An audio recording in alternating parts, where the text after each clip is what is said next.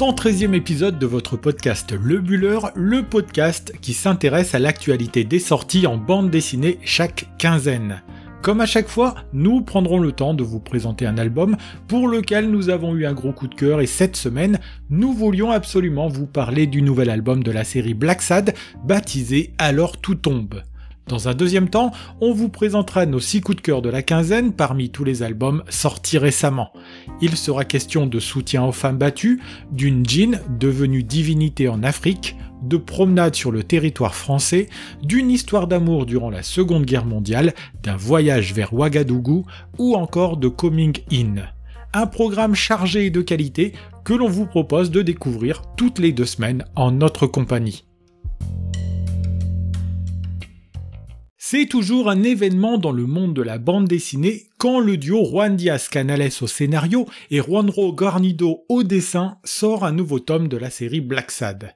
Imaginez, le précédent album, qui s'intitulait Amarillo, avait vu le jour en novembre 2013, soit il y a presque 8 ans. Il faut dire que le duo met un point d'honneur à ne mettre entre les mains de ses lecteurs et de ses lectrices que des albums de qualité, et on peut vous le dire tout de suite, c'est encore le cas avec le nouveau venu. Ce nouveau venu a d'ailleurs ceci d'original qu'il est le premier tome d'un diptyque dont le second devrait sortir en 2023 au plus tard si l'on en croit les 2 auteurs. Rappelons un peu ce qu'est Blacksad pour les auditeurs et auditrices qui ne connaîtraient pas encore la série ou qui ne la connaîtraient que de loin.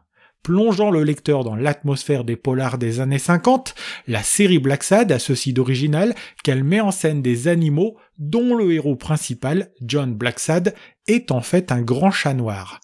Le duo Canales-Guarnido ancre aussi leurs histoires aux États-Unis et plus précisément dans la ville de New York, de nouveau le décor du nouvel album disponible en librairie. Même si les personnages sont des animaux, on peut jouer à rapprocher chacun des protagonistes avec des personnes réelles et ce parallèle fonctionne encore bien dans ce nouveau titre. Enfin, même si Blacksad met en scène des animaux et même si Guarnido est passé par la maison Disney, chez Blacksad, ça ne rigole pas, les truands tiennent le haut du pavé et meurtres, drogue et agressions sont le quotidien de notre chat détective privé. Alors tout tombe, titre de cette 6e livraison, s'inscrit bien dans la veine des précédents, puisqu'ici la mort rôde en permanence sur fond de trahison, de corruption et de tractation politique. Chaque album permet aussi de se glisser dans un milieu social ou professionnel, et ici, c'est le quotidien des ouvriers qui sert de toile de fond à cette histoire, dont le passionnant premier tome donne envie de connaître la suite rapidement. Mais de quoi est-il question dans la première partie de ce diptyque? C'est ce que nous allons essayer de vous raconter. Tout commence sur les pelouses d'un Central Park qui accueille les spectateurs d'une représentation théâtrale du festival Shakespeare que viendra interrompre le maire et sa police. John Blacksad et son ami, le journaliste Weekly, sont dans l'assistance et essayent de ramener la paix chez les forces de l'ordre en compagnie d'Iris Allen, directrice de la manifestation. En rentrant de la représentation, Blacksad, passant par une ruelle déserte, sauve la peau de Kenneth Clark, chauve-souris à la tête du syndicat des travailleurs du métro, et mari d'Iris Allen. Cette rencontre tombe à point nommé car Kenneth Clark se sent en danger, menacé qu'il est par les opposants au transport en commun de la ville, parmi lesquels Solomon, roi bâtisseur de la cité new-yorkaise et double de fiction de Robert Moses. Blacksad joue alors le rôle de garde du corps de Clark et infiltrera le monde ouvrier des bâtisseurs du métro pour voir s'il existe parmi eux des éléments qui voudraient la peau du chef du syndicat. En parallèle, Weekly, journaliste à l'ancienne, accueille la belle Rachel Zucco qu'il va tenter de faire embaucher au journal mais qui a une approche totalement différente de son métier de journaliste. Lancé sur un reportage au long cours s'intéressant à Solomon, Weekly pense tenir le scoop qui va lui permettre de trouver grâce aux yeux de son nouveau patron sans se douter qu'il va au-devant des ennuis. De son côté, la situation n'est pas plus enviable pour un Blacksad qui va échouer en partie dans sa mission. Difficile de ne pas avoir envie de vous en dire plus, toujours est-il que ce premier tome est haletant, riche en rebondissements et se termine sur un épisode qui donne envie de vite se plonger dans la suite. Comme toujours dans cette série, le dessin n'est pas magnifique, il est juste sublime, fourmillant de détails, collant à la réalité historique et sachant recréer des ambiances. De la trogne des personnages présents dans cette histoire à l'atmosphère du métro ou encore des cafés new-yorkais, ce Black Sad est un véritable régal pour les yeux. En 56 pages, le duo Canales-Guarnido fait encore des merveilles et prouve, si on l'avait oublié, que leur talent et leur complémentarité ne se sont pas émoussés en 20 ans. Alors tout tombe est un titre au scénario parfaitement maîtrisé, entretenant à la fois suspense et proposant de l'action, un Black Sad tel qu'on l'aime et qu'on retrouve avec grand plaisir. Édité chez Dargaud, comme c'est le cas depuis le début, ce nouveau venu d'une série phare de la bande dessinée européenne est un titre sur lequel on vous conseille de vous précipiter si vous voulez passer un bon moment de lecture.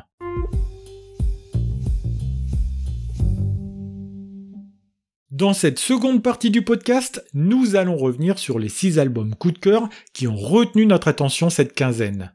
Commençons la revue des sorties de la quinzaine avec un titre que l'on doit à Nicolas Wilde qui nous fait plonger dans l'univers de la Maison des Femmes, lieu d'accueil, d'écoute et de soins pour femmes battues. Au moment où Emmanuel Macron a mis au centre de son quinquennat la lutte contre les violences faites aux femmes, sans que cela ne change radicalement les choses sur le fond, des personnes se battent au quotidien pour venir en aide aux femmes qui en ont besoin.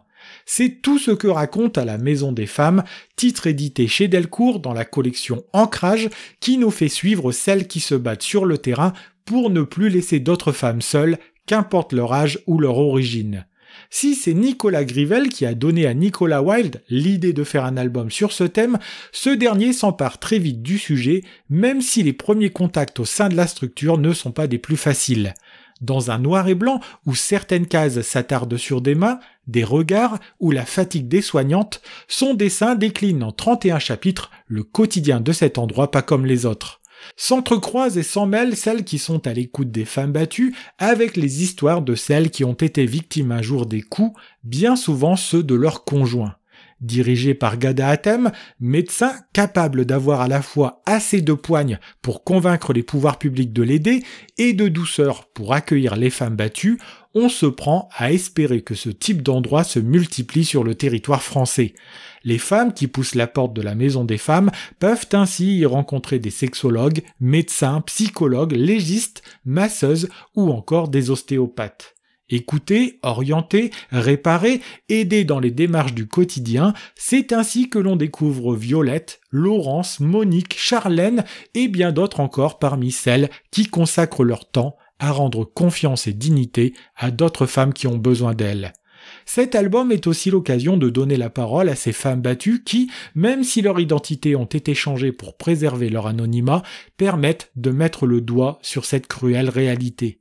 Album nécessaire et passionnant qui met dans la lumière un lieu singulier qui le mérite, on vous recommande chaudement la lecture d'À la Maison des Femmes cette semaine.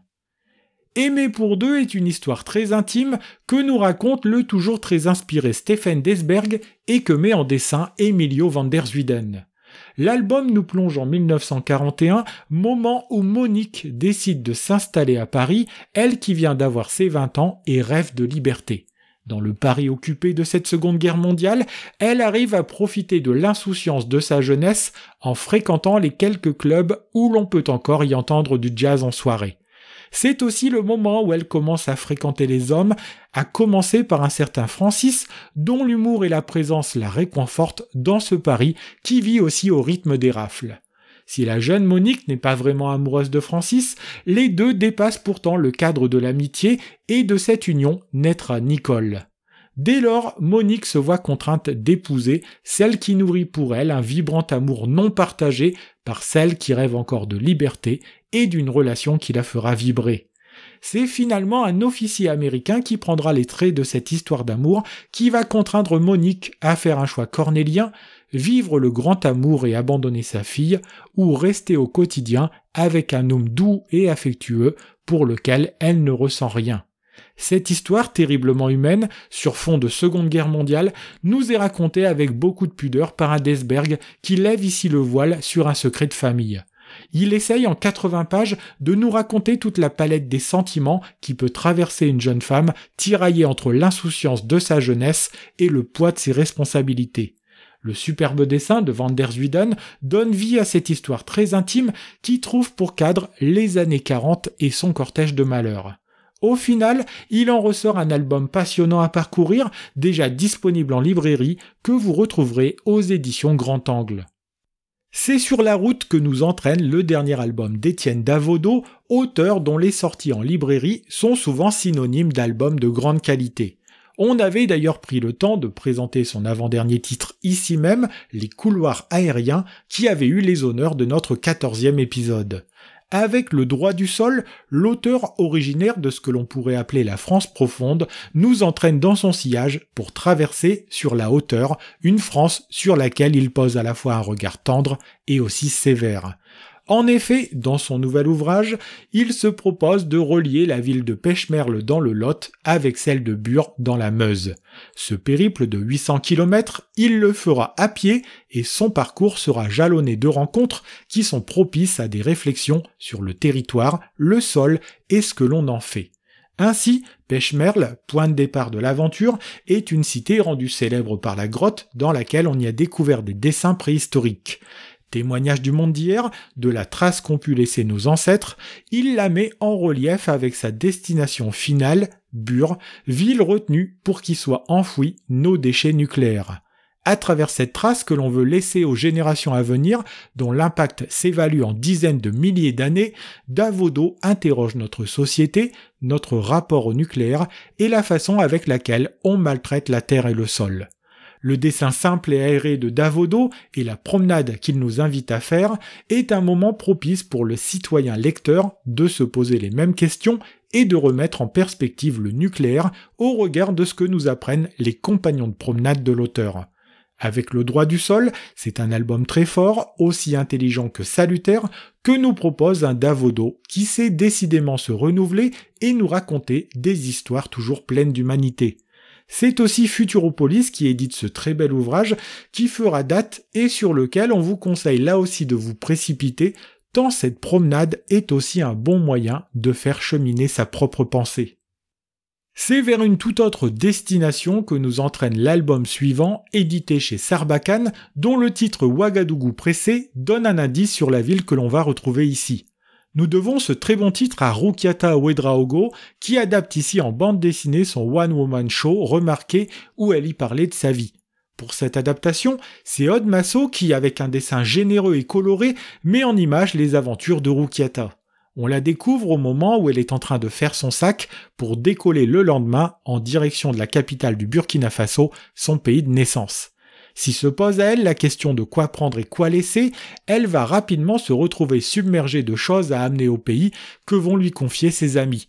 Cela fait partie des nombreuses histoires que nous confie cette autrice très inspirée qui nous propose ici un album dépaysant dans lequel on ne s'ennuie pas une seconde. Avec beaucoup de tendresse, malgré la dureté de certaines situations, elle revient sur les histoires de sa jeunesse, comme cette fois où elle a décidé de faire le mur pour aller rejoindre ses copines au bal des bacheliers. Se sauver de chez soi en échappant à un père qui garde comme un trésor précieux sa fille, faire le trajet aller sur une vieille mobilette qui n'a plus une goutte d'essence, et le trajet retour dans un taxi bondé avec un chauffeur qui n'a pas le permis, tout est prétexte à s'amuser des péripéties de la jeune et jolie Rukiata.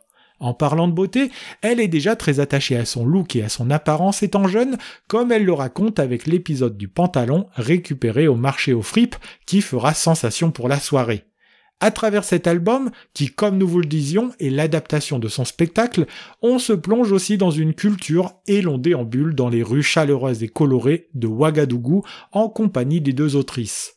Voilà un titre qui fait du bien au moment où le froid commence à s'installer de nouveau en France, un titre qui donne envie de prendre l'avion, un titre touchant et amusant que l'on vous recommande chaudement cette semaine. C'est un tout autre voyage que nous propose Elodie Font, un voyage intérieur à la rencontre de soi, dans un album sublime qui vient de sortir en librairie et qui s'appelle Coming In. Dans cet ouvrage, la journaliste et scénariste Elodie Font nous confie une histoire très intime, celle qui l'a menée jusqu'à son coming in, c'est-à-dire révéler à soi-même son homosexualité. Dès les premières pages, on comprend que si elle-même n'avait pas conscience de son orientation sexuelle, dans son entourage, certaines de ses amies avaient déjà compris qu'Elodie avait plutôt une inclinaison pour les femmes. Mais voilà, dans une société où l'hétérosexualité est présentée comme une norme, elle multiplie les histoires amoureuses avec les garçons sans jamais qu'une seule d'entre elles ne soit épanouissante et aboutie. Une personne trouble et attire fortement Elodie, la belle Maëlle, qui sera pour elle l'occasion de découvrir que l'amour peut être quelque chose de fantastique pourvu que l'on ait des sentiments. L'éloignement mettra fin à cette relation et mettra le doute dans la tête de notre héroïne qui, la vingtaine passée, se pose encore des questions sur son orientation sexuelle et continue de se chercher. Coming In est un album véritablement touchant que met superbement en dessin une Carole Morel dont le trait sied à merveille à ce titre.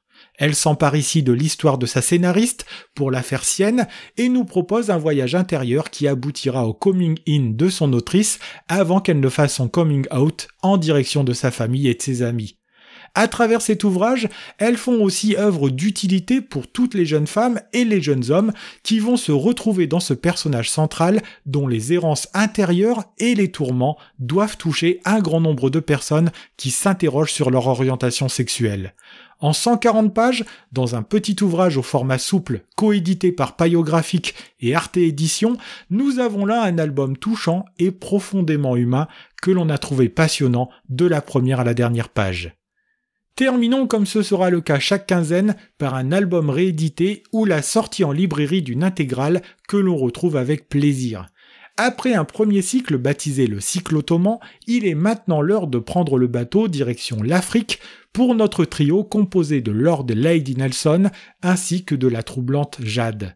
C'est donc le second cycle que proposent les éditions d'Argo qui ont entamé la réédition complète de la très bonne série Djinn, dont le dernier cycle baptisé India sortira aussi dans le courant de ce mois d'octobre. Comme pour les 4 premiers tomes réédités avant les vacances d'été, l'histoire alterne habilement entre le passé, symbolisé par l'histoire de Jade et du couple Nelson, et le présent, représenté par sa petite fille Kim Nelson. Ainsi, on y apprend que les aventures africaines de notre trio originel n'ont pas été de tout repos, puisqu'arrivés sur le continent, on a vu en Jade la réincarnation de la déesse Anaktu en raison d'une boucle d'oreille qu'elle seule pouvait arborer sans risquer la mort. Forts d'avoir retrouvé leur déesse sacrée, les peuples d'Afrique décident de se révolter contre l'homme blanc et de les chasser de ces terres. Dès lors, pour Lord et Lady Nelson, dont la dernière est fortement attachée à Jade, la situation se complique fortement et ils ne pourront pas compter sur une Jade qui, devenue Anaktu, reprend sa posture de djinn, à savoir une femme au cœur de pierre totalement inaccessible.